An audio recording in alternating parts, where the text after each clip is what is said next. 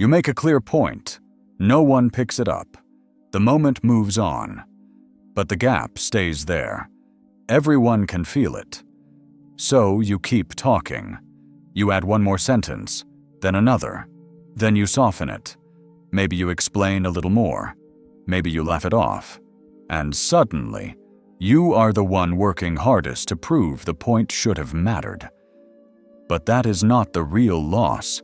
The real loss is that they skipped you, and you made the skip comfortable. That is where the damage starts, not in the ignore, in the repair.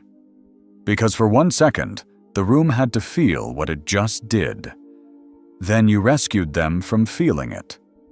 The first mistake happens in the second after the gap. You feel it before you understand it. The small heat in your face. The quick scan around the moment. The urge to make it normal again.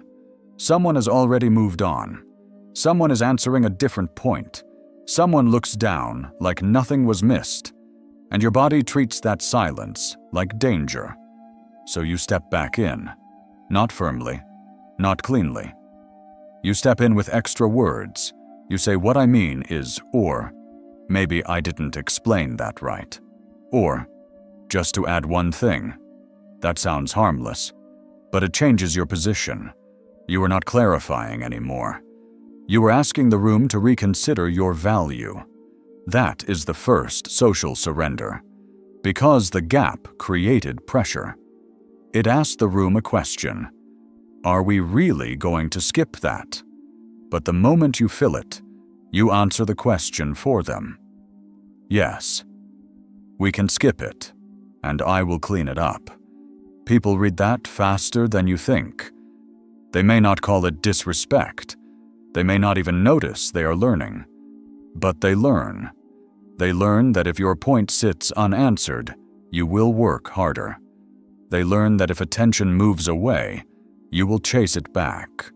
They learn that silence makes you softer. And once the room learns that, the pattern becomes easier to repeat. Next time, they do not need to reject you openly. They just let your words hang. They wait. They watch you add more.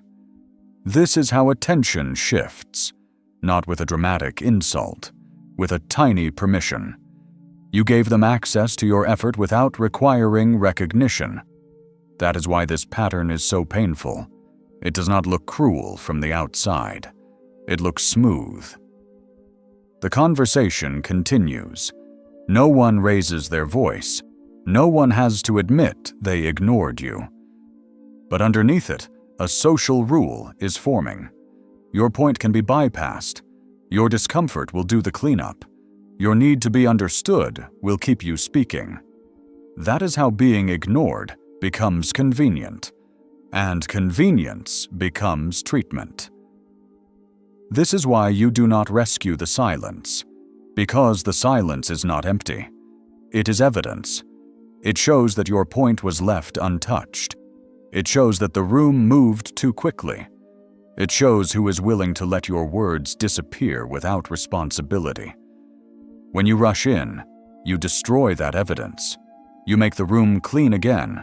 You make the skip feel normal. You turn their omission into your explanation problem. And that is the mechanism. The mistake is not that they ignored you. The mistake is that you repaired the discomfort so fast that no one had to register the ignore. This is the part most people misunderstand. They think more words create more respect. But after a certain point, more words only create an escape route. Now the story changes. You did not say something clear that got skipped. You said something unclear that needed extra explaining. That frame protects everyone except you. So the strongest move is not to talk more. It is to let the first point stand long enough for the room to feel its weight. Not with anger, not with a stare, not with a performance, just stillness. A calm pause says, I noticed the skip, and I am not going to hide it for you. You keep rescuing it because the gap feels like rejection. It feels like your point is lying there, and if you do not pick it up, people will think it belonged on the floor. So you smile, you soften, you explain. You call it being easygoing.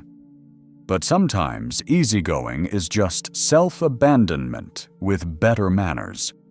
You are not only trying to clarify, you are trying to get proof that you still matter in the room. That is the trap. The moment their silence controls your pace, your presence starts depending on their response. The correction is simple. Let the gap sit. Not forever. Not dramatically. Just long enough for the room to feel what happened. Keep your face neutral. Keep your body still. Do not laugh for them. Do not add a nervous sentence. Do not make your own point smaller so the room can stay comfortable.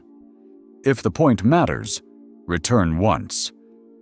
Say, "I want to come back to what I just said." Then repeat it shorter, and stop. That stop is the correction.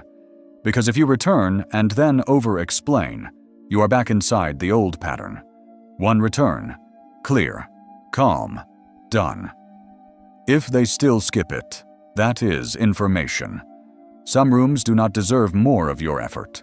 Some people only hear you when you keep paying for their attention. So, stop paying. When they ignore your point, you do not need to punish the room. But you do not need to rescue it either.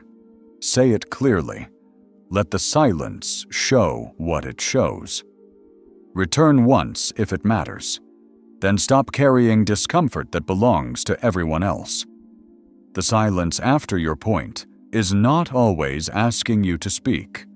Sometimes it is asking you to stop cleaning up your own disappearance.